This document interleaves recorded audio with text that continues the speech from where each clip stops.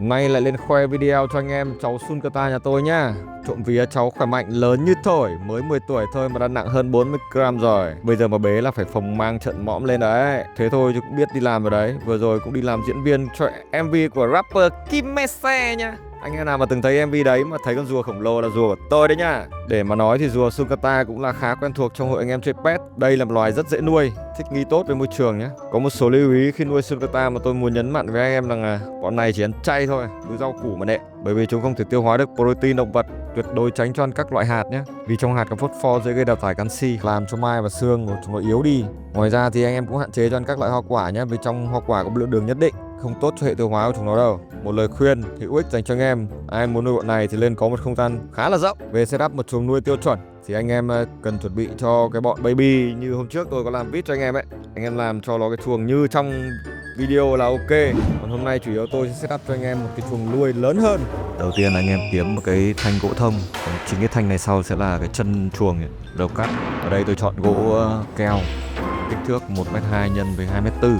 Anh em cần chia đôi theo chiều dọc của tấm gỗ đây ra thì sẽ là được một chiều 2m4 và một chiều 60 phân.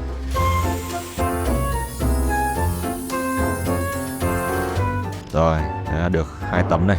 Nó cao đúng bằng cái chiều cao của cái tấm gỗ này, cộng thêm 5 phân của cái chân gỗ thông nữa là chúng ta sẽ được một chuồng thoát đáy. Tại sao phải làm chuồng thoát đáy thì sau này anh em có vệ sinh, anh em di chuyển cái chuồng nó cũng rất là dễ dàng.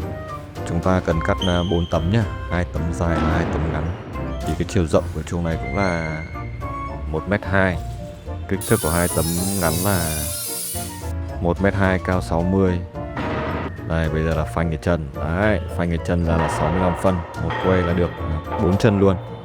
Đây bây giờ đến công đoạn là ghép. Anh em cứ ghép như xuất hình thôi. Nhớ đóng nhiều đinh cho chắc chắn, tại vì bọn rùa Sulcata này rất là khỏe. Đã cái size gần 6x rồi thì phủi của chúng rất là lớn. Nói chung là cứ gia cố thật chắc vào. Chưa hết đâu nhá. Khi vào chân thì còn phải lấy cái đinh bê tông để đóng cơ. Đấy. Anh em đặt vào 4 góc và lại neo cố định vào. Làm chuồng to này chỉ thấy tốt đinh. Tại vì sao anh em cần phải làm một chuồng lớn? Tại vì một cặp trưởng thành của rùa Sulcata yêu cầu kích thước tối thiểu là 2m x 4m. Còn đây tôi đi làm cảnh, tôi không cho sinh sản ở đây thì tôi chỉ cần làm một chuồng rộng để chúng có diện tích sinh hoạt, đi lại ăn uống đầy đủ bên trong cái khung chuồng này thôi. Nên tôi chọn kích thước 2m4 x 1m2 là ok rồi. Anh em mà có điều kiện thì cũng có thể phát triển chuồng lớn hơn, 2m x 2m chẳng hạn, nếu anh em có điều kiện. Hoặc nhà rộng, không phải là khúc gia cố này, bắn đinh thấy mạnh luôn này. Trong thế này rồi nhá, còn một cái đoạn cuối cùng là anh em phải lót bạt ở dưới cái chuồng và đổ đất, hoặc là anh em đổ gỗ nén vào để cho chúng có một cái nền tiêu chuẩn, tránh đi trực tiếp ở dưới nền gạch nhé. Sau này về lâu về dài nó sẽ bị ảnh hưởng đến cái bàn chân của nó không tốt. Đổ lên đất là ok nhất.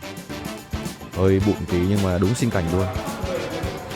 Nếu anh em nào có điều kiện thì luôn luôn nới rộng chuồng nuôi cho bất kể các loài vật mà mình sẽ nuôi, đang nuôi, đã nuôi và sẽ nuôi. Trồng cái chuồng 3 lê này tôi bắn phải đến mấy lạng đinh. Đấy, 4 cái chân gỗ thông đấy, cắt mỗi chân là 65 phân. Kê vào chuồng tự nhiên nó lòi lên mỗi góc 5 phân. Đấy, thành cái khung chuồng là có chân rồi. Sau này anh em dọn vệ sinh các thứ nó cũng dễ.